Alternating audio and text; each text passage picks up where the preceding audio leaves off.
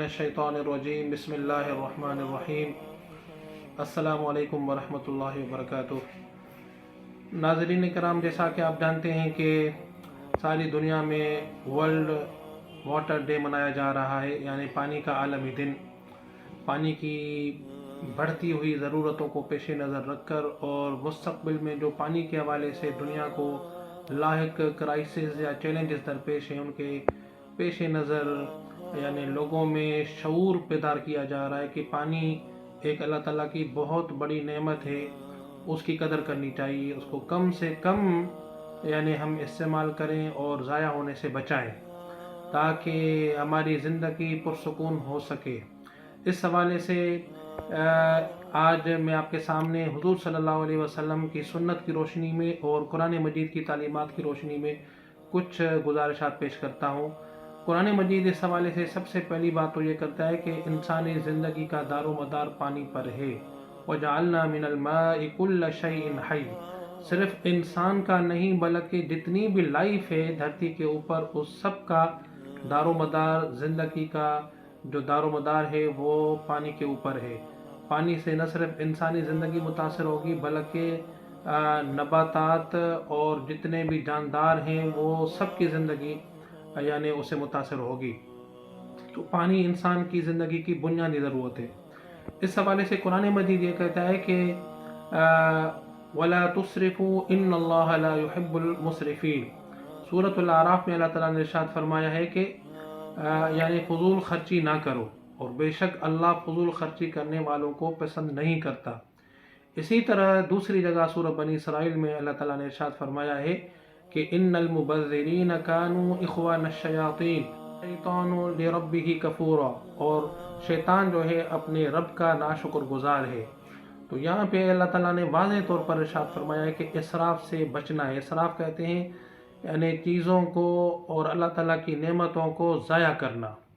یہ رویہ بہت تباہ کن رویہ ہے۔ اللہ تعالیٰ نے اس کو یعنی شیطان کا بھائی قرار دیا ہے۔ قرآن مجید کے مطالعے سے، سنت کے مطالعے سے معلوم ہوتا ہے کہ کسی بھی گناہ کے اوپر اللہ تعالیٰ نے یہ نہیں کہا کہ وہ شیطان کا بھائی ہے۔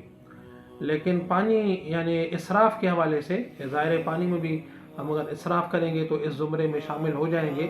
اسراف کرنے والوں کو اللہ تعالیٰ نے شیطان کا بھائی قرار دیا ہے، کیونکہ اس سے ظاہر ہے کہ حقوق کی خلاف ورزیاں پیدا ہوں گی معاشرے میں، اور انسانوں کو بہت بڑے چیلنجز درپیش ہوں گے، اور شیطان چاہتا ہے کہ ایسا ہو تاکہ معاشرے میں امن و امان کا مسئلہ پیش ہو، فساد پیدا ہو، ٹھیک ہے، انسان جو ہے وہ مشکلات سے دوچار ہوں۔ تو یہ شیطان چاہتا ہے، اس لیے ایسا کرنے والے لوگوں کو اللہ تعالیٰ نے شیطان کا بھائی قرار دیا ہے۔ تو پانی میں بھی اسراف ہے۔ اگر ہم ضرورت سے زیادہ استعمال کریں گے، بے دریغ استعمال کریں گے، قدر نہیں کریں گے، تو ظاہر ہے یہ پانی کا اسراف ہے۔ اس سے ہمیں بچنا چاہیے۔ ایک دفعہ حضور صلی اللہ علیہ وسلم گزر رہے تھے تو سعد بن ابی وقاص کو دیکھا، وہ وضو کر رہے تھے۔ تو سعد بن ابی وقاص کا جو طریقہ تھا وہ بھی پانی کو بے دریغ استعمال کر رہے تھے۔ حضور صلی اللہ علیہ وسلم نے فوراً ٹوکا اور فرمایا، اے سعد، اسراف کر رہے ہو؟ تو سعد بن ابی وقاص رضی اللہ تعالیٰ عنہ نے جواب دیا، یا رسول اللہ کیا پانی میں بھی اسراف ہوتا ہے؟ تو حضور صلی اللہ علیہ وسلم نے جواب دیا کہ بالکل پانی میں بھی اسراف ہوتا ہے، تم اگرچہ نہر کے اوپر بیٹھ کر ہی کیوں نہ وضو کرو۔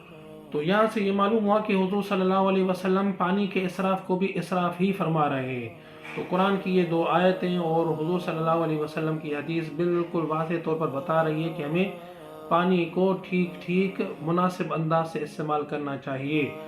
ہم آپ کے سامنے اب حضور صلی اللہ علیہ وسلم کی یہ سنت بتائیں گے کہ آپ علیہ الصلوۃ والسلام کتنی مقدار سے پانی کی کتنی مقدار سے وضو فرمایا کرتے تھے۔ تو احادیث کی کتابوں میں آتا ہے کہ کان النبی صلی اللہ علیہ وسلم یتوضأ بالمد، حضور صلی اللہ علیہ وسلم مد کی مقدار سے وضو فرمایا کرتے تھے۔ مد کتنا ہوتا ہے پانی؟ مد جو ہے ایک حضور صلی اللہ علیہ وسلم کے زمانے میں مقدار ہوتا تھا، پیمانہ ہوتا تھا، جس میں 650 ملی گرام پانی آ سکتا تھا۔ تو اتنی مقدار سے آپ علیہ الصلوۃ والسلام وضو فرمایا کرتے تھے۔ میں پریکٹیکلی آپ کو کر کے دکھاتا ہوں کہ اتنی مقدار سے پانی کی اتنی مقدار سے وضو کیسے ہو سکتا ہے۔